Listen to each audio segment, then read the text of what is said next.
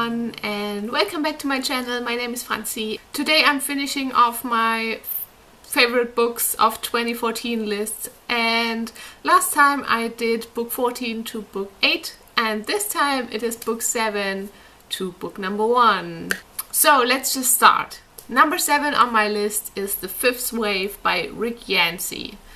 And that was actually a surprise because when I started reading it I thought probably going to be the typical YA series, but after the first few pages already I was really surprised because the writing is really great. It's not poetry, poetic, whatever, it's just the descriptions are really nice and it flows really well and it doesn't read like it's supposed to be written for younger people. It reads more like adult fiction with younger characters and it was really exciting. And I also don't really read much books about aliens, so that was fun to read about, and they were not the typical aliens and there was just a lot going on. What I didn't like was that it was really military based, which I always really dislike, but I can definitely understand the hype around this book now because I think in 2013 The Fifth Wave was on every best of list that I watched and I was just like, oh, I have to read it. And now I tell you that if you haven't read it, then try it, it's really good. Number 6 on my list is a Brandon Sanderson book, and it's The Hero of Ages, the third part of the Mistborn trilogy. And I finally read it in December, I think. I started the Mistborn series in 2013 and it really blew me away.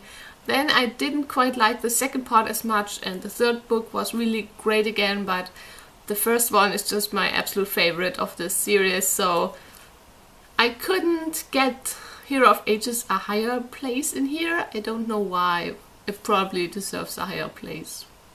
But anyway, it's super awesome, and if you haven't read a lot of fantasy, and I mean, if you haven't read a lot of fantasy, I always think you should start with something like The Name of the Wind. That's more normal in a way, but I don't know. Mistborn is a really great trilogy to start as well, and even for people who read a lot of fantasy, I think Mistborn is it's just something that everybody likes, I feel.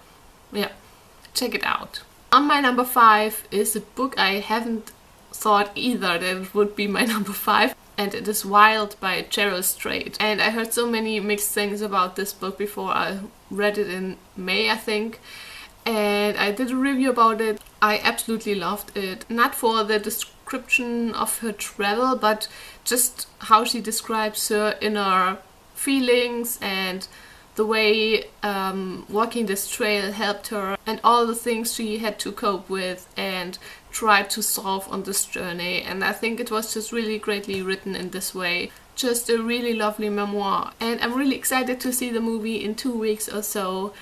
Yes, if you like memoir style books and if you like nature and maybe trail hiking, then definitely check out Wild.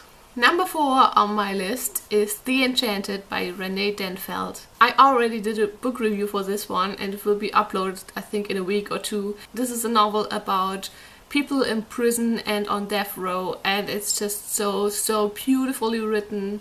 The story is so gripping and dark and sad, but there's just so much to think about, to discuss, and if you are not scared of language that's a bit more poetic and a bit more, you can't really rush through it, then I would definitely recommend that you pick this book up. The writing is not hard. I mean, I'm not a native speaker and I could get through it just fine. So it's really just a wonderful book, and I would recommend this to everyone if you don't mind dark passages.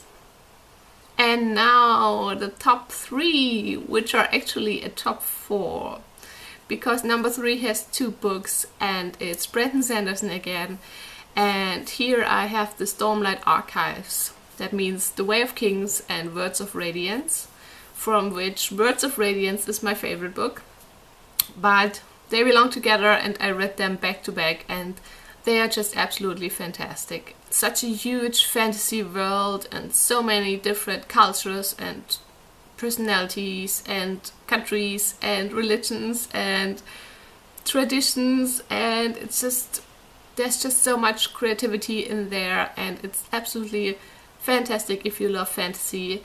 And even if you don't, I think you could really enjoy it. I mean, it's a bit daunting because the first one is 1250 pages or so, and the next one is over 1000 as well, I think. But the story's in there, and the few main characters, you really can connect to them, and they are on such an amazing journey in those two books, and it's just wow, the ending to both of these books. I mean, when I read The Way of Kings, I thought, okay, that's the story now for all those 10 books that are planned.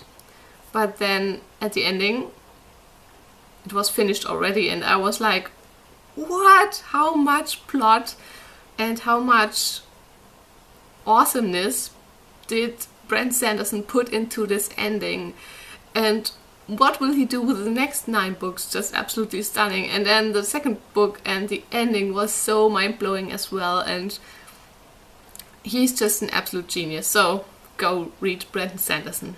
So number 1 and number 2 on my list are books I've talked about quite a lot this year, and so I'm keeping it short because I have book reviews for both of them on my channel. And number 2 on my list is Tell the Wolves I'm Home by Cheryl Rifka Brunt. It's a book set in the end of the 80s, and it's about a gay man having AIDS and dying from it, and the way the people around him, his family, react to it, because being gay and HIV positive at that time just was something that people were so scared of and didn't want to be part of. And it's just such a sad but also beautiful story of love and trust, and it's just so beautiful. And my number 1 favorite book of 2014 is a classic or modern classic, and it is A Tree Grows in Brooklyn by Betty Smith. And this book just, it warmed my heart. It's just such an amazing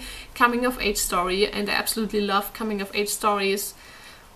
It's just so cute but also sad at the same time, and it's just a perfect mix of so many things, and I would recommend this to everyone. I think it's just so lovely, and Francie Nolan is just the best character ever, and I don't know,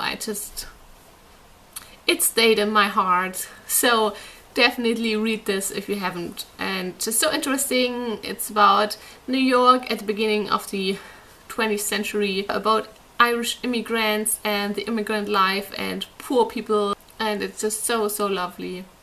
Yes, can't recommend it highly enough. Yeah, that was my list for 2014, and I'm so excited to see my list next year, because it's just the best when you can look back on a year of reading and you see all the great books you read, and you have new absolute favorite books, and it's just perfect. So, lovely viewers, if you have favorite books of this year, then please write them to me, maybe your top 3 or so. Or if you have one book you read this year where you think, oh, you absolutely have to read this, then please write it in the comments, because I definitely want to check it out. Okay, see you soon guys, and bye bye!